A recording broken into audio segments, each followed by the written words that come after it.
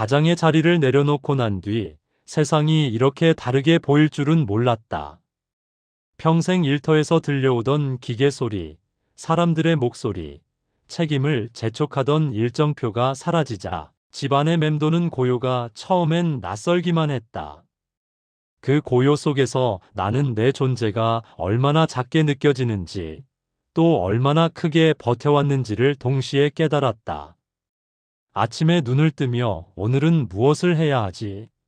라는 질문을 스스로에게 던지면서 평생 한 번도 나에게 허락하지 않았던 자유가 오히려 나를 불안하게 만들었다. 가족들은 아버지, 이제 편하게 사세요. 라고 말했지만 편하게 사는 법을 나는 모른다는 사실부터 마음을 무겁게 짓눌렀다. 아내는 여전히 분주했고 아이들은 각자의 자리에서 바쁘게 살아갔다. 그런데 그들의 모습이 문득 너무 멀게 느껴졌다. 내가 가장일 때는 그저 먹여 살려야 한다는 마음뿐이었지. 그들이 어떤 마음으로 하루를 살아가는지 여유를 두고 바라본 적이 거의 없었다. 어느 순간 깨달았다. 내가 가장으로 살아온 시간 동안 나는 나 자신을 거의 보지 못했다는 사실을. 책임이라는 이름 아래 나는 나를 버티게 했던 감정도, 욕심도, 소망도 제대로 들여다보지 못했다. 지금에 와서야 나는 비로소 내 마음의 틈을 살피기 시작했다. 언젠가부터 텅 빈 방에 홀로 앉아 있으면 그동안 묻어두었던 기억들이 조용히 다시 떠오른다. 그리고 나는 그 기억의 조각들을 바라보며 내가 놓쳤던 삶을 조금씩 다시 느끼고 있다. 이 조용한 순간이 오히려 평생 가장으로 살았던 나에게 처음 주어진 나를 위한 시간이라는 사실이 마음을 울렸다. 나는 가족과의 관계를 다시 바라보기 시작하면서 그동안 쌓였던 감정의 층을 직면하게 되었다.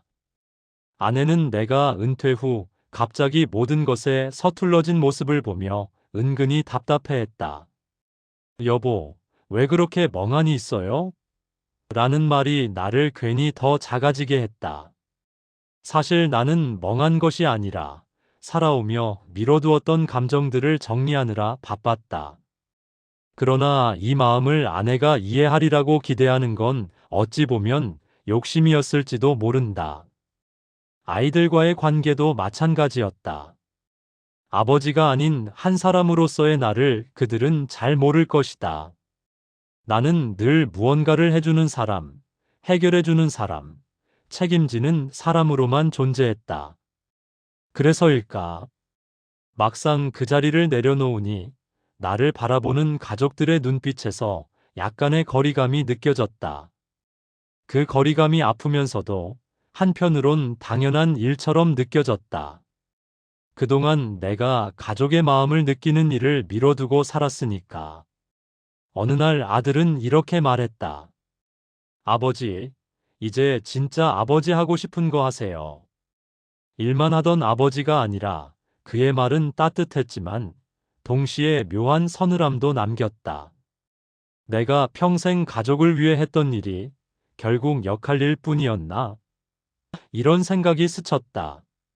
가장의 자리에서 벗어나고 나니 그동안 숨겨왔던 내 마음의 어린 부분들이 드러났다.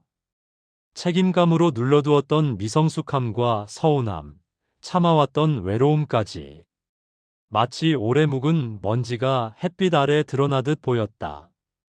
그 순간 나는 인정할 수밖에 없었다. 가장의 역할에서는 강했지만 한 사람으로서의 나는 참 많이 외롭고 부족한 존재였다는 사실을. 가장 힘들었던 순간은 어느 날 오후 혼자 집에서 창밖을 바라보고 있을 때였다. 햇빛이 거실 바닥에 길게 드리워지고 시간은 느릿하게 흘렀다. 그 고요 속에서 문득 질문이 떠올랐다. 나는 누군가에게 무엇으로 기억될까? 가장이라는 이름을 벗어버리니 나는 갑자기 너무 작은 사람처럼 느껴졌다. 마치 오래전부터 준비해온 연극이 끝나고 무대 뒤편에 혼자 남겨진 기분이었다. 박수도 없고 다음 장면도 없는 그 적막함에서 나는 스스로를 잃었다. 그때 성호 이익의 말이 떠올랐다. 사람은 제자리를 알아야 허물이 적다. 이 말이 처음엔 너무 단순하게만 들렸다. 그런데 그날따라 유난히 이 문장이 마음에 깊이 스며들었다. 나는 평생 가장이라는 자리에 내 존재를 맞추며 살았다.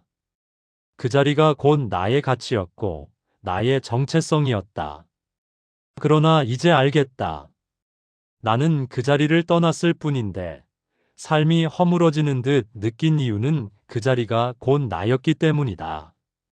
그 순간 깨달았다. 자리란 내가 영원히 붙잡아야 할 것이 아니라 때가 되면 내려놓아야 하고 내려놓은 뒤에는 새로운 나를 찾아야 하는 것이라고. 마치 나무가 해마다 잎을 버리고 다시 새순을 틔우는 것처럼.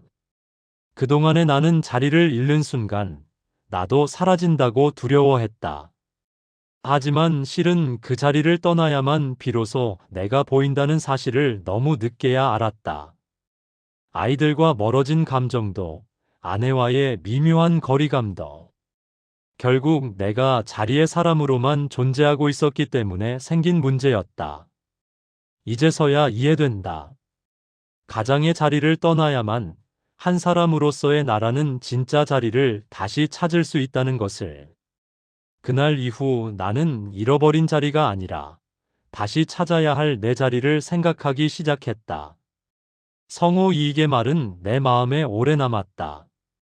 사람은 제자리를 알아야 허물이 적다. 나는 이제서야 이 말의 뜻을 마음으로 이해하게 되었다. 가장의 역할은 분명 중요했다. 하지만 그 자리에 매달리느라 나는 한 사람으로서의 나를 잊고 살았다. 이제 나는 새로운 자리를 찾아야 한다. 그것은 누군가가 정해주는 자리가 아니라 내가 스스로 걸어가며 만들어야 할 자리다.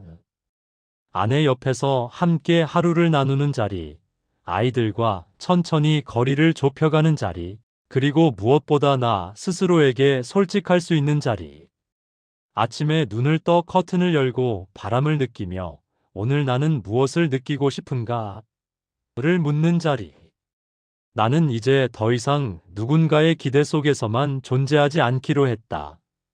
책임을 내려놓았다고 해서 내 가치도 함께 내려가는 것은 아니라는 사실을 깨달았다.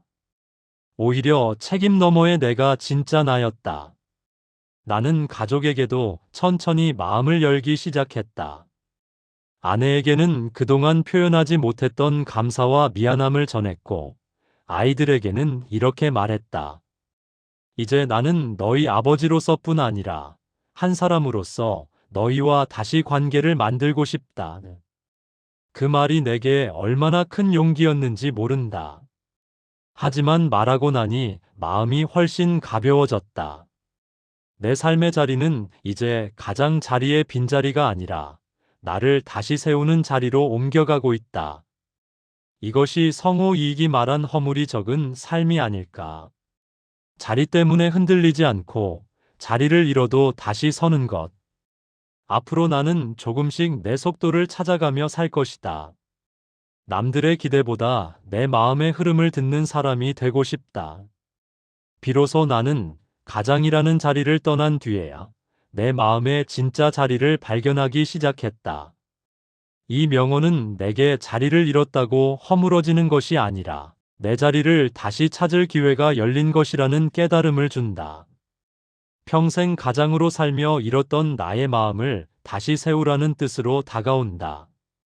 제자리를 알 때 허물이 적다. 오늘은 당신의 자리를 마음으로 살펴보세요. 여러분은 역할 너머의 자신을 바라본 순간이 있으신가요? 당신의 이야기를 댓글로 들려주세요.